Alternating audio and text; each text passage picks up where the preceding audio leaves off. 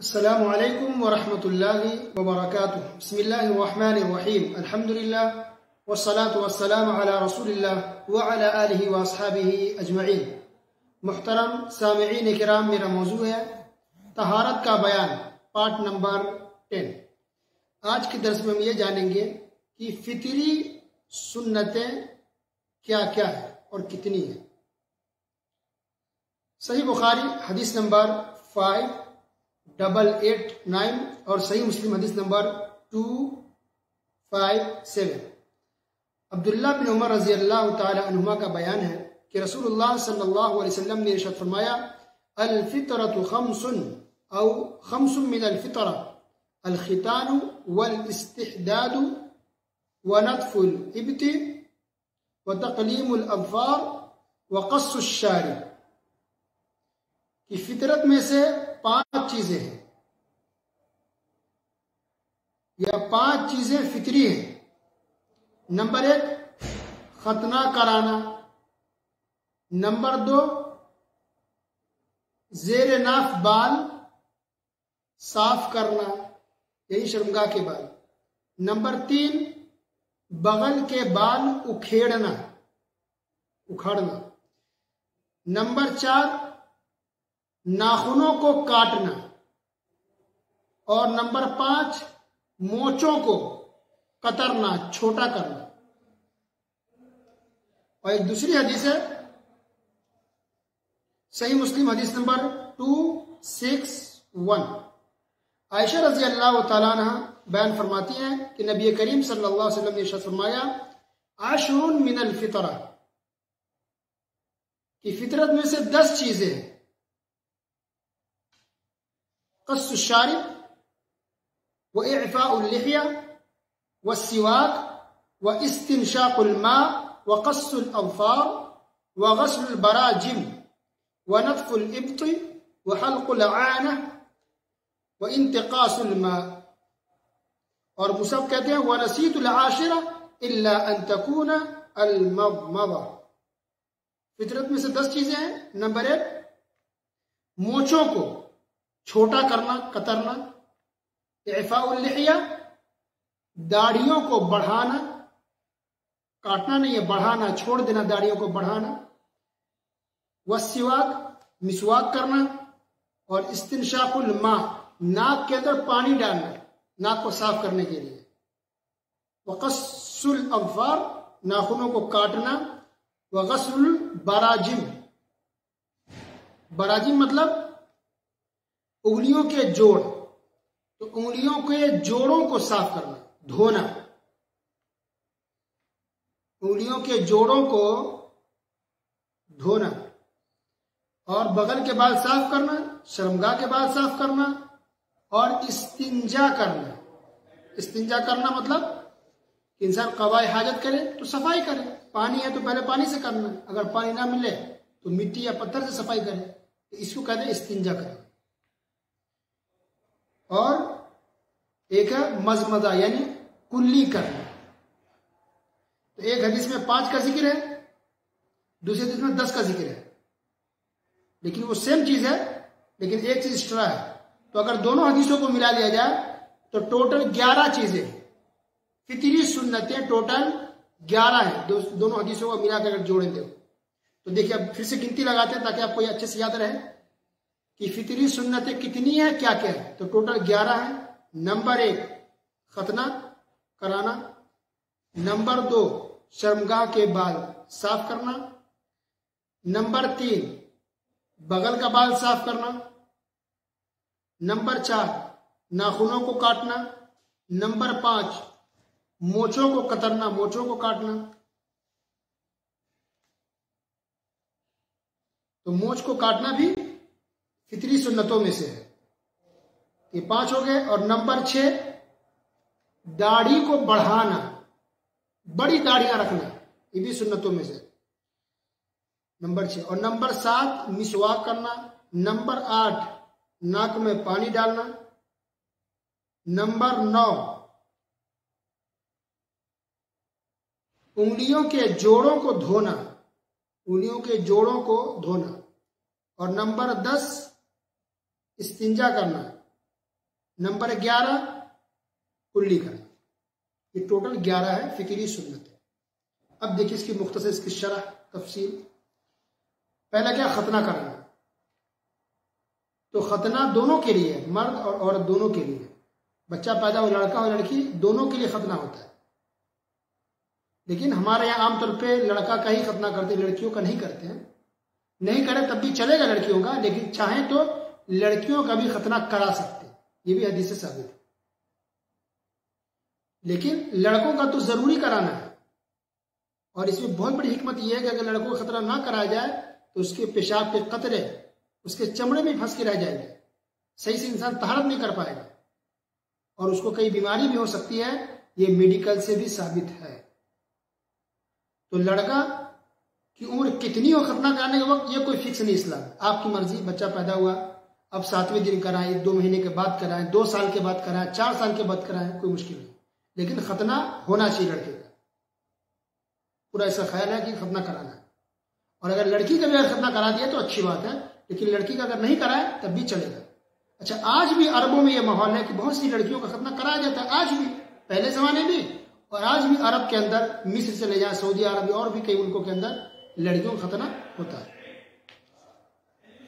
रही बात शर्मगाह के बाल साफ करना, तो आमतौर पर ज्यादा बाल अगली शर्मगाह पे ही आते हैं। तो शर्मगाह के ऊपर हो, शर्मगाह के नीचे हो या दाएं बाएं हो, शर्मगाह के आसपास जो भी बाल है या शर्मगाह के ऊपर है, तो तमाम बालों को साफ किया जाएगा। और पिछली शर्मगाह के ऊपर भी कुछ बाल आते हैं तो उसको भी साफ कर देना चाहिए। जहां तक हो सके इधर पूरी कोशिश करे कि वो भी बाल साफ हो जाए। तो शर्मगाह के बाल साफ करने में ये औरत मर्द दोनों बराबर है, यानी दोनों को बाल की सफाई करनी है। शर्मगाह के बाल को साफ करना है, चाहे वो औरत हो या मर्द हो, जवान हो या बूढ़ा हो या बूढ़ी हो, शादी से पहले शादी के बाद हो, शर्मगाह के बाल साफ होनी चाहिए। और अगर कोई बूढ़ा हो गया, बहुत ज्यादा बूढ़ी हो गई, नहीं कर पा रहे खुद से, तो घर वालों को चाहिए कि वो कोई उसकी हेल्प करे और बाल को साफ कर दिया करे।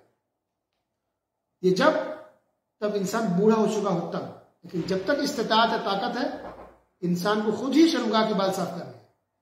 तो कुछ लोगों के बारे में सुनना कि वो लोग ब्यूटी पार्लर जाते हैं और शर्मगाह के बाल साफ कराते हैं किसी और से। अस्तगफिरुल्लाह, ये जायज नहीं, ये हराम है, बहुत बड़ा गुनाह है। शौहर बीवी के अलावा या लौंडी के अलावा कोई भी किसी दूसरे के शर्मगाह को नहीं देख सकता।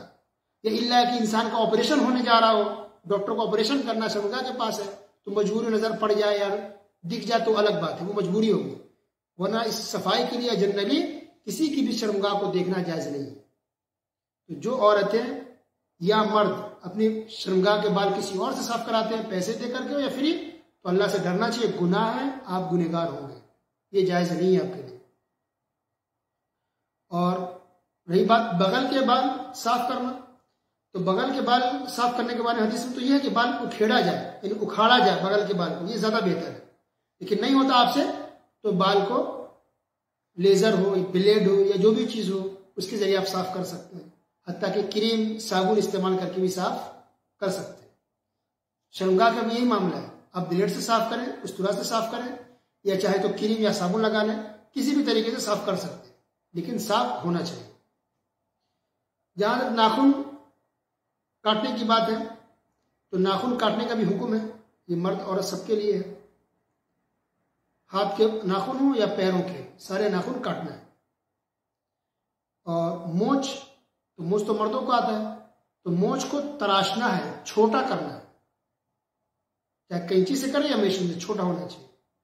कुछ लोग एकदम मुंडा लेते हैं, जैसे टकला होते हैं, गंजा लोग सर मुंडाते हैं, कुछ लोग मोचों को मुंडा लेते हैं। ठीक है, चल सकता है, लेकिन बेहतर यही है कि इंसान छोटा कराए, मोचों को मुंडा ना करे, छोटा करे। इमाम मालिक रहमतुल्लाह अलैह तो बहुत नाराज होते थे उन लोगों पर जो लोग मोचों को मुंडा करते थे, बिल्कुल ही साफ कर लेते ब्लेड वगैरह से। बल्कि उनका तो यहां तक कॉल है कि जो मोचों को मुंडा कर ले, यानी बिल्कुल टकला की तरह बना दे, तो उसने बिदअत वाला काम किया।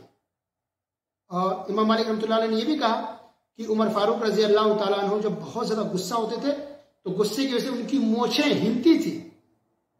तो कब मोछें हिलेंगी? जब थोड़ी बड़ी रहेंगी, जब बिल्कुल उसको मुंडा कर लेंगे कैसे हिलेगी? और वैसे भी हदीस में साफ है, कस्सुश शारिब है कि मूंछों को मुंडा करने का हुक्म नहीं है, छोटा करो। कस मतलब काटना, काटो, कतरो, तराशो, छोटा करो। ये छोटा करना चाहिए, ज्यादा बेहतर है। दाढ़ी बढ़ाने का हुक्म है, तो दाढ़ी बढ़ाना सुन्नत तो खैर है ही, नबी सल्लम तो दाढ़ी रखते थे, सहाबा किराम रखते थे। अगर हुक्म देखे तो क्या ये सुन्नत है या फर्ज है? तो इसका जवाब यह कि फर्ज है, वाजिब है, जरूरी है दाढ़ी रखना मर्दों के लिए। अगर नहीं रखेगा मर्द तो गुनहगार होगा, क्योंकि इसके ताल्लुक से और भी हदीसें हैं। मसलन एक हदीस है सही मुस्लिम का, हदीस नंबर 259, अब्दुल्लाह बिन उमर रजी अल्लाह तआला अन्हुमा कहते हैं कि नबी करीम सल्लल्लाहु अलैहि वसल्लम ने फरमाया, अहफू अश्शवारिब व अअफू अल्लिहा, कि मोछें अच्छी तरह से तराशो यानी काटो और दाढ़ियां बढ़ाओ। तो दाढ़ी बढ़ाने का हुक्म है। एक और हदीस है जो सही मुस्लिम की है, उसमें यह खालिफुल मुशरिकीन, रसूलुल्लाह सल्लल्लाहु अलैहि वसल्लम ने कहा कि मुशरिकों की मुखालिफत करो। अहफू अश्शवारिब, मोछों को छोटा करो, व औफू अल्लिहा, और दाढ़ियों को बढ़ाओ। इसके लिए और भी हदीस दाढ़ी से मुतालिक। तो बाकायदा मर्दों को हुक्म है कि दाढ़ी बढ़ाएं, बड़ी बड़ी दाढ़ियां रखें। ये मुंडे जो लोग करा लेते हैं, शेव करा लेते हैं, ये हराम है, गुनाह है। जितनी बार इंसान दाढ़ी को काटेगा उतनी बार इंसान गुनहगार होगा। तो दाढ़ी रखना फर्ज है, जरूरी है, कंपलसरी है, क्योंकि अल्लाह के रसूल सल्लल्लाहु अलैहि वसल्लम ने दाढ़ी रखने का हुक्म दिया, दाढ़ी को बढ़ाने का बाकायदा ऑर्डर दिया है। और इस ताल्लुक से बहुत सारी हदीसें हैं। तमाम सहाबा किराम दाढ़ियां रखते थे, कोई भी एक भी सहाबी ऐसे नहीं है जो दाढ़ी ना रखते हो। तो ये मर्द का काम है दाढ़ी रखे। अगर किसी का शौहर नहीं रख सकता है तो बीवी को चाहिए कि वो कहे, अल्लाह का डर और खौफ दिलाए कि आप दाढ़ी रखें। अगर दाढ़ी रखेंगे तो बीवी को सवाब मिलेगा।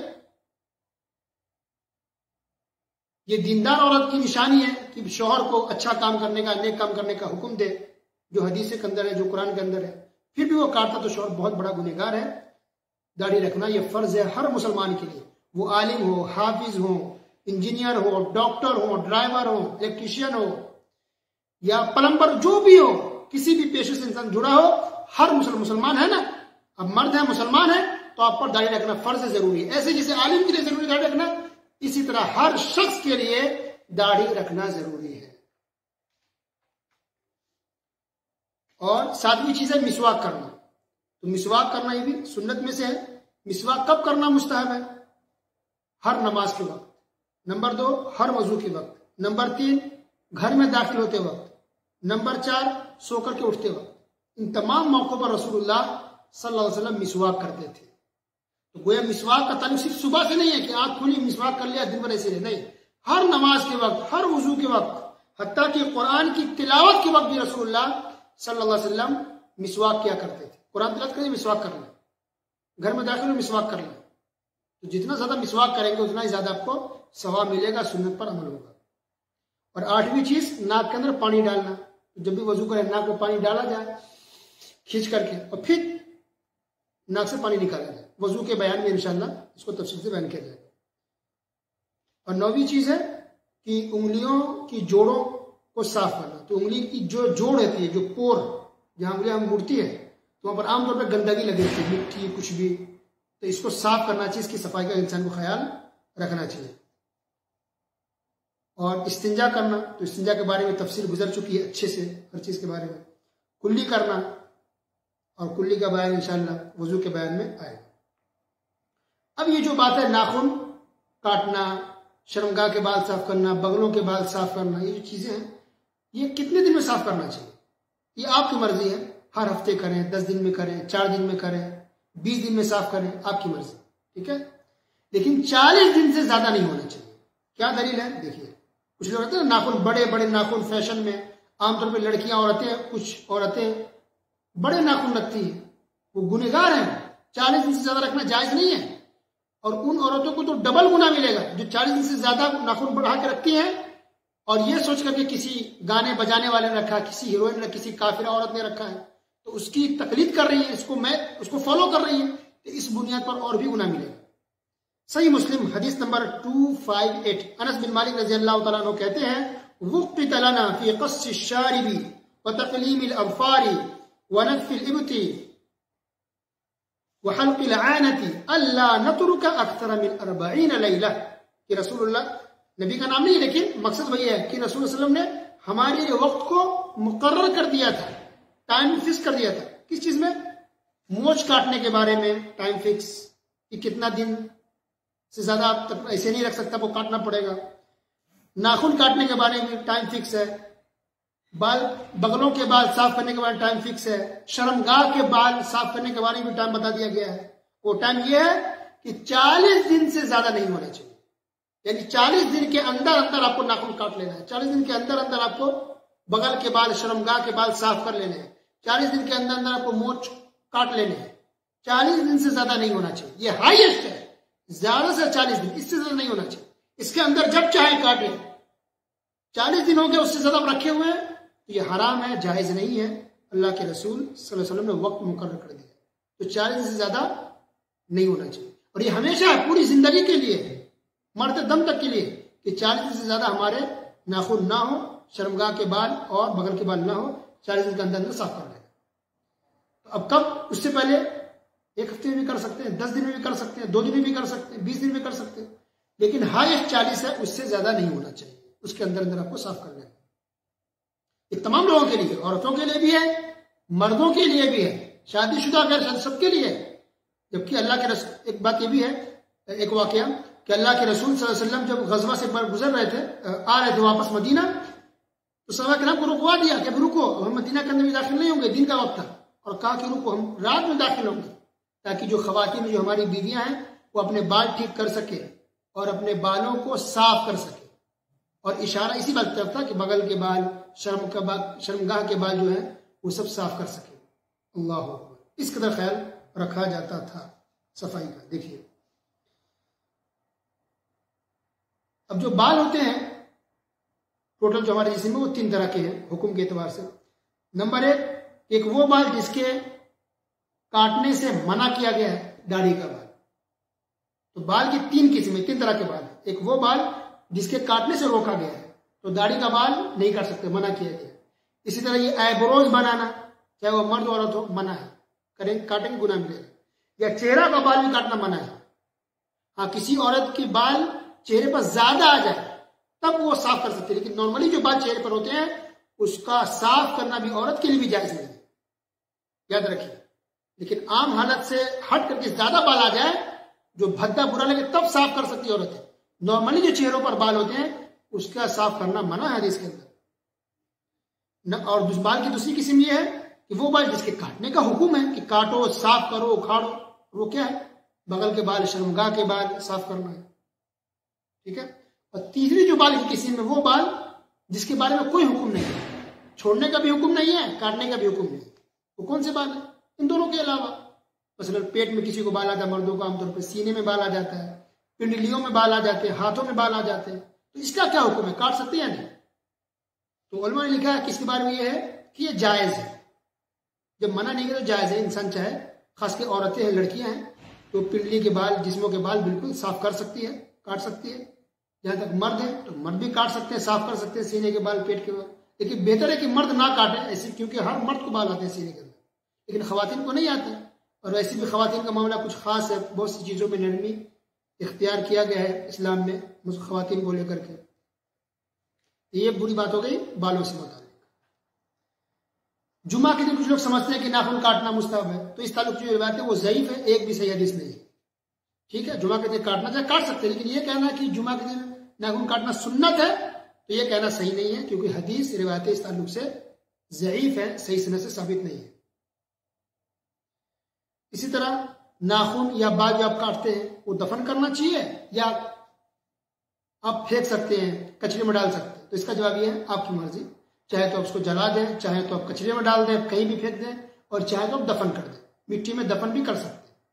अब्दुल्ला बिन उमर रज़ी अल्लाह तआला अन्हुमा के बारे में आता है कि वो अपने नाखून और बाल को मिट्टी में दफन कर देते थे, इसलिए आप भी दफन कर सकते हैं मिट्टी के अंदर। अच्छा, इसी तरह एक अहम बात यह भी है कि आमतौर पर जो जादूगर होते हैं वो नाखून और बाल के जरिए ही इंसान पर जादू करते हैं। इस बात का अगर ख्याल रखा जाए तो बेहतर है कि आप बाहर ना फेंकें, हो सकता है कोई मिस यूज कर दे उसका, तो आप दफन कर दें या जला दें या ऐसी जगह फेंक दें कि वो कोई इसको हासिल ना कर सके, ताकि आप पर जादू ना हो, इस वजह से। वरना कोई जरूरी नहीं कि आपको दफन करना ही पड़ेगा, आप पूरा दान में डाल दें, कैसे भी फेंक दें, कोई मुश्किल नहीं है, आपकी मर्जी है।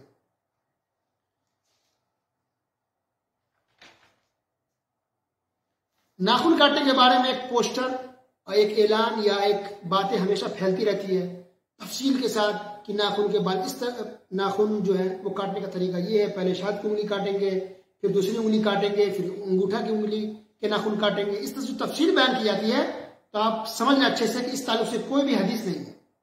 हदीस में सिर्फ ये कहा गया कि नाखून काटो, और फिर ये कहा गया कि 4 दिन से ज्यादा किसी के नाखून नहीं होने चाहिए। बस कौन सी उंगली के नाखून पहले काटने हैं, कौन से उंगली के नाखून बाद में काटने हैं, ये बात किसी भी हदीस में नहीं बताई गई। लिहाजा आप परेशान ना हो, आपकी मर्जी, आपको जिस उंगली का पहले काटना है, जिस उंगली का बाद में काटना, आपकी मर्जी। बस इतना कह सकते हैं कि पहले दाहिने हाथ तक काटिए, फिर बाएं हाथ तक काटिए। पैर में भी पहले दाएं हाथ तक नाखून काटे, फिर बाएं हाथ तक काटे, इतना कह सकते हैं बस। वो भी इस बुनियाद पर कि एक हदीस है सही बुखारी के अंदर, हदीस नंबर 168, आयशा रज़ी अल्लाह तआला अन्हा कहती है कि नबी करीम सल्लल्लाहु अलैहि वसल्लम को दाहिनी तरफ से काम करना बहुत पसंद था। युजिबु तयम्मुन फी तनअुलिही व तरज्जुलिही व तुहूरिही व फी शअनिही कुल्ली, कि रसूलुल्लाह सल्लल्लाहु अलैहि वसल्लम जूता पहनने, कंघी करने, वजू करने और अपने हर काम में दाहिनी तरफ से काम करने की इब्तिदा करने को पसंद फरमाते थे। ठीक है, तो इस तरह से दाहिने हाथ से शुरू करें बस। लेकिन तफसील जो है वो किसी हदीस से साबित नहीं, इसलिए आपकी मर्जी जिस तरह चाहे आप नाखून काटें, आपको कंफ्यूज होने की जरूरत नहीं। जो लोग नाखून बड़े रखते हैं हदीस की मुखालफत कर रहे हैं, 40 दिन से ज्यादा नहीं होना चाहिए। दूसरे जो नाखून बड़े रखने की बात है, ये जानवरों का तरीका है। जानवरों के नाखून बड़े बड़े होते हैं क्योंकि वो खुद काट नहीं सकते, कोई काटने वाला नहीं है। ये इंसानों का तरीका नहीं है। लिहाजा जो लोग गाने बजाने वाले, फिल्मों में काम करने वाले, या जो मुश्रिक काफिर है, जो है बेहया बेगैरत लोग, तो वो तो जानवरों के तरीके पर चलने वाले। नाखून जानवर बड़े रखते हैं, ये लोग बड़े नाखून रख रहे हैं। अक्सर काम ये लोग इस्लाम के खिलाफ करते हैं, या एक सुन्नत के फितरी तौर पर नेचर के खिलाफ ये लोग काम करते हैं। तो कैसे मुसलमान मर्द है वो या खवातीन है जो गैर मुस्लिमों के तरीके को अपनाते हैं, नाखून बड़े रख के फैशन करते हैं। कुछ लोग तो बाकायदा सुना है कि नाखून खरीदते हैं वो आर्टिफिशियल और लगाते हैं ताकि नाखून बड़ा लगे। अस्तगफिरुल्लाह, इन्ना लिल्लाहि व इन्ना इलैहि राजिऊन। कितने अफसोस की बात है, घिन आती है किसी का बड़ा नाखून देख करके इंसान को उल्टी आने लगती है, घिन आती है। अल्लाह, कैसे लोग नाखून बड़ा रखते हैं और फिर बड़ा खरीद करके लगाते हैं। ऐसा मुसलमान औरतों को या मुसलमान और मर्दों को ऐसा नहीं करना चाहिए। अब इस्लाम को फॉलो करें, इस्लाम के तरीके पर चलें। ये सोचें, ये गौर करें कि इन हदीसों से पता क्या चलता है कि हम अपने आप का ख्याल रखें, सफाई का ख्याल रखें, अच्छा दिखें, अच्छे से रहें, इंसान खूबसूरत लगे। और सफाई करने से इंसान की खूबसूरती है, गंदगी को बढ़ाने से या इन चीजों को बड़ा रखने से आपकी खूबसूरती जाहिर नहीं हो सकती। अल्लाह ताला सुनने के साथ साथ अमल की तौफीक अता फरमाए। आमीन। व सल्लल्लाहु अला नबीना मुहम्मद व अला आलिहि व सहबिहि अजमईन। वस्सलामु अलैकुम व रहमतुल्लाहि व बरकातुहू।